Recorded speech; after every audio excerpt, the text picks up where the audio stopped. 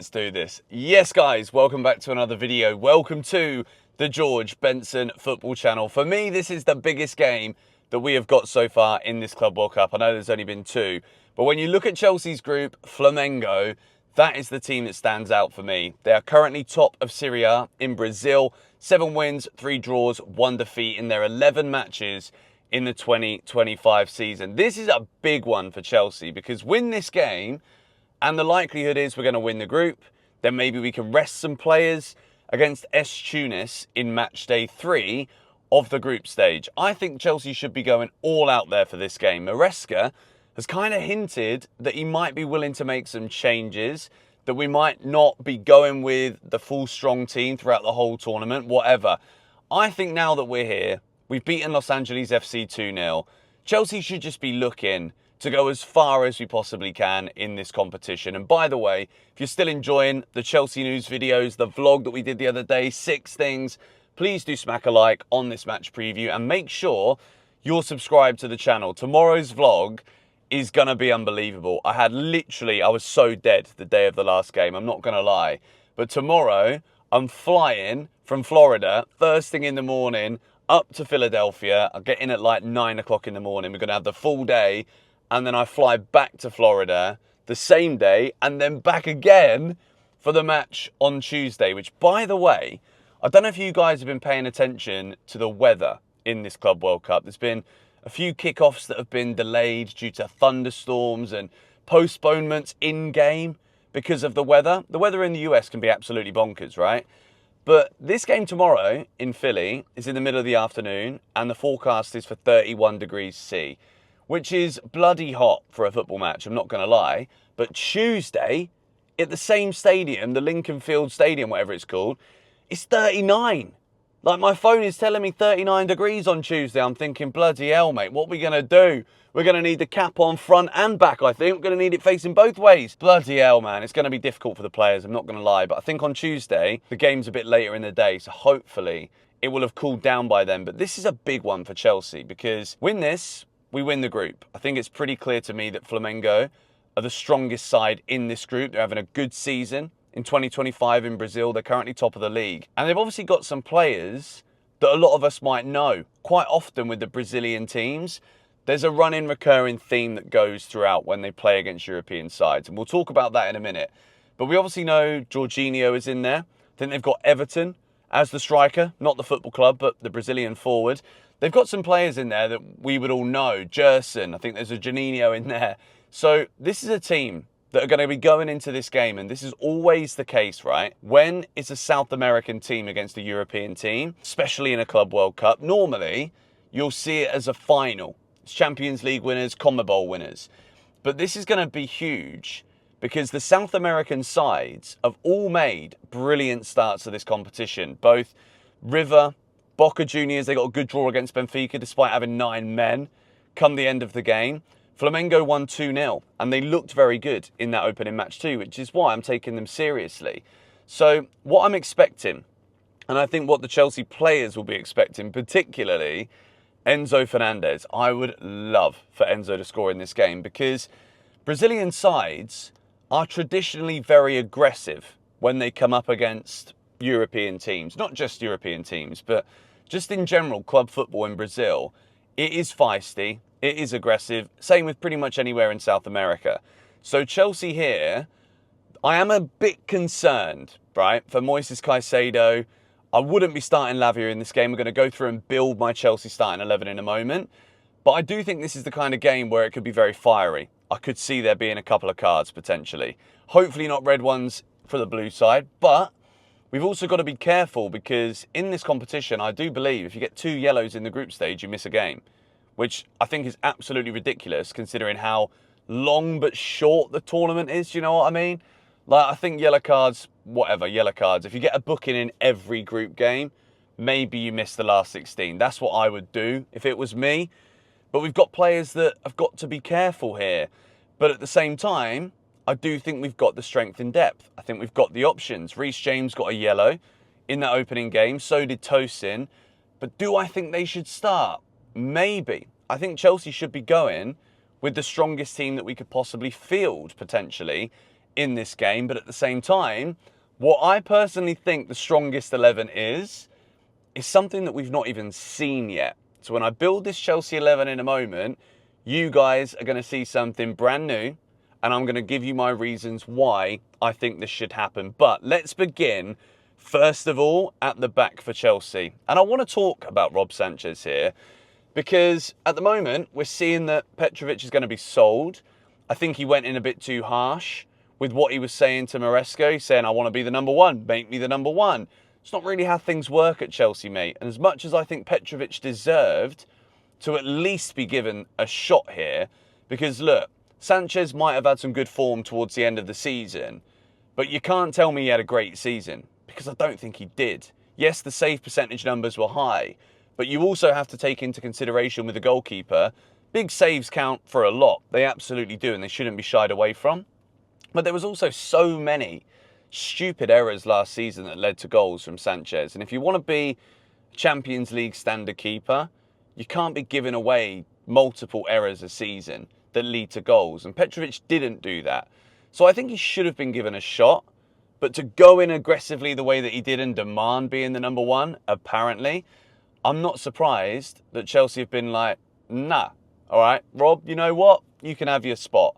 And to be honest, Sanchez didn't really put a foot wrong in that first game, and there was some brilliant form towards the end of the season. So as much as I still think we do need to sign a new number one, I've been thinking about it a lot, right? Because Sanchez has been impressive. He's definitely improved his distribution. Now that we are not just playing every single pass out to the centre-back, and we are deciding to go a bit longer sometimes, it's working. It's actually better. It's taking some of that pressure that I think he was feeling. If you take it back to the Ipswich game that we saw in the Premier League towards the end of the season at the Bridge, Chelsea fans going mad at him. We're losing, and he won't go forward with it. He only wants to play it to that centre-back inside his 6-yard box, 18-yard box. So I get it, and I think the changes have benefited Chelsea. I think they really have. So Robert Sanchez is my goalie. I want to see Penders, but I don't want experiments for this game. Let's go out there, beat Flamengo by a couple of goals, make sure that goal difference isn't going to be a worry for us. And then we've won the group. And then after that, we can go into the Tunis game and hopefully give some minutes to some other players. That's what I'm going with this Chelsea lineup. Moving now into the back four. And I've gone with an unchanged back four. Part of me is thinking maybe we go with Badiashile, bit more size in there, a bit more physical. But then Tosin's also great in the air. Levi Colwill, I think, right now is an undroppable player for Chelsea. I wouldn't be taking him out at all. I think he's been levels above the other centre-backs for the last sort of 2 months of the season. And I thought he looked solid going into that game against Los Angeles FC. I wouldn't say it was more... I think it was just overall concentration and energy levels in that first game. Obviously, there'd been a little bit of a break since the end of the season, 2 weeks and whatnot. And we're also thinking about protecting the players. You know, I think Maresca will have a lot to say about going out there and just not going 110% for 90 minutes. But I think we might have to in this game against Flamengo, because this is a banana skin. Because the Brazilian teams are going to come to this tournament, the South American teams in particular will come to this tournament, and they will give everything and a bit more, because they want to prove that South American football is where it's at. They don't want all of this, the Champions League, European football is the pinnacle. They want to show that they are absolutely here to compete. And so far, they have been more than here to compete. All of them in match day number one. I want to give big credit to Flamengo and all of the other Brazilian, South American teams that we've seen in this tournament so far. But Marco Correa's obviously played so much football, but we don't have any backup at left back because we didn't want to take Renato Vega. Whatever, so Correa's basically got to play unless we play Malo Gusto at left back, which I don't want to see Malo Gusto at left back because he's not flipping left back. I don't want to see Reece James there either. So Reece is on a yellow. Tosin also on a yellow, but I back them. I think these two, Tosin as well, towards the end of the season, really impressive. And it takes a lot for me, with the current crop of Chelsea defenders, to not pick Trevor Chalobah, but I'm keeping Tosin in the 11. Let's move now into the midfield. This is where Chelsea win this game, in my opinion. It is Enzo and Caicedo in the middle for me, in the pivot. There's an alternative 11 that I'm going to give at the end, which I think could be what we finish with in this game. Dario Asugo is an interesting thought here, but he's also incredibly fiery, and because he's out to try and prove a point, I feel like it could backfire. And I'm going to say that now. I hope that doesn't happen. I really don't. But we saw Asugo come on over Andre Santos in the first game, and I'm hoping that this isn't Maresca doesn't rate Santos. Maresca doesn't like Santos. I really hope that's not the case. I also really hope that we're not going to sell him. I think Andre Santos is a phenomenal footballer, but Caicedo and Enzo for this one, they're going to be so up for this. And I think there's going to be a little bit left on every challenge. We know that. So yes, part of me thinks protect them, but I also wouldn't be just throwing Santos in for this one and Asugo. Like, I don't think this is the game you do that. And Lavia, look, this guy, he's injured every other week. So we need to protect him, okay, for this game. So for me, it's Caicedo and Enzo Fernandez. Enzo was brilliant in the second half the other day. The record goals, assists towards the end of last season, phenomenal as well. So that is what I'm going with in the Chelsea midfield. Caicedo's got to be in there all the time. He's the best player that we've got at Chelsea.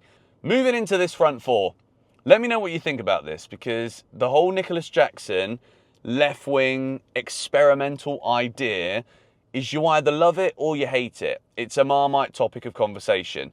So what I have done here is I've gone Neto on the right wing because he was levels above Noni in match day 1. Looked good, scored a great goal. Cole Palmer in the 10, Jackson on the left wing, with Liam Delap starting for the first time in a Chelsea shirt. For me, this has got to happen at least once, because if we're looking at potential players to come in for that number 10, potential left wingers to come in that position, then I think you've got to try Jackson there. Because if Nicholas Jackson's going to stay at Chelsea, I genuinely think that Liam Delap will take his striker position very quickly. I think Delap is going to hit the ground running. He has hit the ground running. People have said to me, Benson, you're quick to make a short video about Liam Delap, but you don't want to talk about Jackson. If you watch the match review, if you watch the vlog, I said Jackson had a great game, got a great assist, so I don't know where that opinion's come from. But I want to see them out on the pitch at the same time. I think Nicholas Jackson, the work that I see best from Nicholas Jackson is when he's getting the ball deeper, when he's running with it. People have got some questions about how quick he is. I think Nicholas Jackson is a very quick winger. And I would love to see, and I know it's like I said, I want to go as full strength as we possibly can. We're talking potentially about selling Noni. And the performance that he put in match day 1 of the group game against LAFC didn't impress me at all. I don't think there was any energy there. I don't think there was any directness there. He kept cutting backwards every single time he got anywhere near a one-on-one situation. So I'm taking him out for this game. And I think this is an opportunity now, when we know that we're looking at a left winger, let's see if Jackson can do it. And I think this is what is interesting right now. And we spoke about this. If you saw this morning's video, you'll know that I discussed this whole weighing up based on what we see and gauge from the squad in this Club World Cup. Do we go for 2 outright left wingers? I don't think we should. I think getting and securing one of those hybrid, versatile attackers, your Morgan Rogers, who I love Morgan Rogers. His name keeps coming up for me. I really want us to sign him. Kudus is another great option. Pedro's also an option, but I much prefer the other guys. But if we're still going to be out for Gittins, which we are, apparently, we're hoping to secure a deal so that he joins after the Club World Cup, then I think we need to see Nicholas Jackson here. I think he can do it. I know a lot of people are very much against this idea, but Delap just offers me a lot more as an out-and-out striker, funnily enough, because that's what Delap is. Nicholas Jackson used to be a winger. If you watched him at Villarreal, he was only later converted into the striker position. So this is going to be a battle. This is going to be physical. It's going to have a crazy atmosphere, which I know a lot of people were talking about how many empty seats there were in Atlanta. I think the US are going to have to learn from this, that they might put all of the event prices in this country ridiculously high, which they are. They're going to have to lower the prices. They have lowered the prices. But remember, you guys, if you're not going to the games, can watch every game with the link I leave in the description at DAZN.com. It's completely free. You can watch every match of the tournament at DAZN.com. Link is in the description. I think this is going to be a packed stadium. Flamengo, they have brought so many fans. Their fans are incredible. And I think this is going to be an incredible game. I think it's going to be fiery, feisty. I think there's going to be goals. And I think Chelsea are going to win 3-2. I honestly think there's going to be goals for both sides, but I think Chelsea are going to have enough. I hope Maresca takes this game seriously, because even a draw, Flamengo were really good against S Tunis, and I think LAFC, as much as they weren't bad, Chelsea didn't really go for it, and I know that Flamengo will. So if we want to win the group, I think we've got to win this. I think we've got to, it doesn't matter how many we win by, but I think we've just got to beat Flamengo, because I can see them scoring a 3 or 4 against LAFC, and I'm not sure how much we'll take it seriously against S Tunis if we're already through with a draw. You know what I mean? So let me know in the comments down below, what are your score predictions? I think Liam Delap gets his first Chelsea goal. I do think Jackson scores, and I do think Enzo Fernandez scores again. Enzo, Jackson, Delap, 3-2 Chelsea win. That is my prediction. This is a big game. I'm excited, so make sure you're subscribed to GBFC. There'll be 6 things we learned will be uploaded as soon as I can after full time, and then I'm going to edit this match vlog to be an epic one that will be uploaded the following morning after the match day. So thank you guys for watching. I do want to say, this summer you guys have been showing so much love. The comments have been amazing. The likes are higher than they usually are. Views have dipped a little bit in the last few days, but it doesn't matter. It's because we can all see what Chelsea are doing in the market this summer. Not a lot right now, but still, we're just linked to everybody, and the rounds just keep happening, so the stories are the same. So I'm going to put a lot of effort into these match videos that we're doing here with DAZN, of course, who have sponsored the channel and taken me to all these games, which I'm buzzing about. Thank you again for that. And it wouldn't be possible without you lot. So stay tuned to the channel, enjoy the videos, and I'll see you guys later.